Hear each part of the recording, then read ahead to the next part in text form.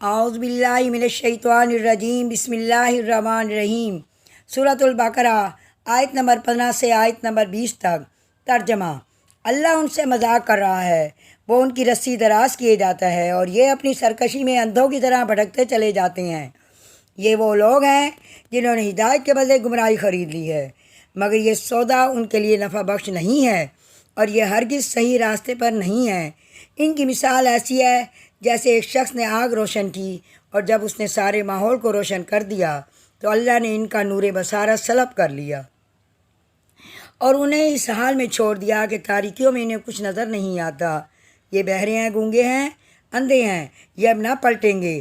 ان کی مثال یوں سمجھو کہ آسمان سے زور کی بارش ہو رہی ہے اور اس کے ساتھ اندھیری، گھٹا، کڑک اور چمک بھی ہے۔ یہ بجلی کے کڑاکے سن کر اپنی جانوں کے خوف سے کانوں میں انگلیاں ٹھوسے لیتے ہیں اور اللہ ان منکرین حق کو ہر طرف میں گھیرے ہوئے ہے۔ چمک سے ان کی حالت یہ ہو رہی ہے کہ گویا عنقریب بجلی ان کی بصارت اچک لے جائے گی۔ جب ذرا کچھ روشنی انہیں محسوس ہوتی ہے تو اس میں کچھ دور چل لیتے ہیں اور جب ان پر اندھیرا چھا جاتا ہے تو کھڑے ہو جاتے ہیں۔ اللہ چاہتا تو ان کی سماعت اور بصارت بالکل ہی سلب کر لیتا، یقیناً وہ ہر چیز پر قادر ہے۔ تفسیر: مطلب یہ ہے کہ جب ایک بندے نے روشنی پھیلائی، حق کو باطل سے، صحیح کو غلط سے، راہ راست کو گمراہیوں سے چھانٹ کر بالکل نمایاں کر دیا۔ جو لوگ دیدہ بینا رکھتے تھے ان پر ساری حقیقتیں روشن ہو گئیں، مگر منافقین کو اس روشنی میں کچھ نظر نہ آیا کیونکہ یہ نفس پرستی میں اندھے ہو رہے ہیں۔ اللہ نے ان کا نور بصارت سلب کر لیا ہے۔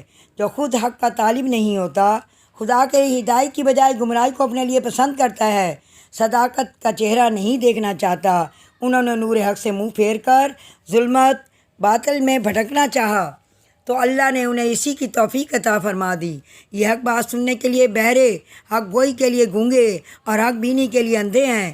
یہ کانوں میں انگلیاں ٹھوس کر اپنے آپ کو کچھ دیر کے لیے اس غلط فہمی میں ڈال سکتے ہیں کہ ہلاکت سے بچ جائیں گے، لیکن وہ بچ نہیں سکتے۔ اللہ اپنی تمام طاقتوں کے ساتھ ان پر محیط ہے۔ پہلی مثال ان منافقین کی تھی جو قطعی منکر تھے اور کسی غرض و مصلحت سے مسلمان ہو گئے تھے۔ دوسری مثال ان منافقین کی تھی جو ضعیف ایمان رکھتے تھے، کچھ حق کے قائل تھے، کچھ ایسے حق پرستی کے قائل نہ تھے، اس کی خاطر تکلیفوں کو بھی برداشت کر جاتے۔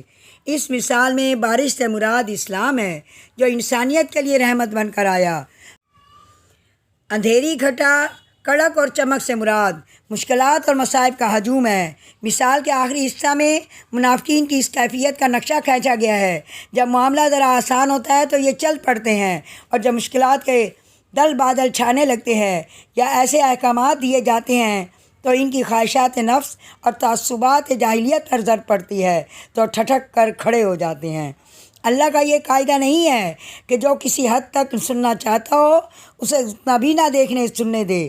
جو جس قدر حق دیکھنے اور سننے کے لیے تیار ہے اسی قدر اللہ تعالیٰ نے سماعت اور بصارت ان کے پاس رہنے دی۔ اہم نکات: پچھلی آیات کے آخر میں مفسد لوگوں کے بارے میں کہا گیا ہے کہ یہ بے وقوف اور بے شعور لوگ ہیں۔ مثالوں سے ان کی حقیقت واضح کی جا رہی ہے۔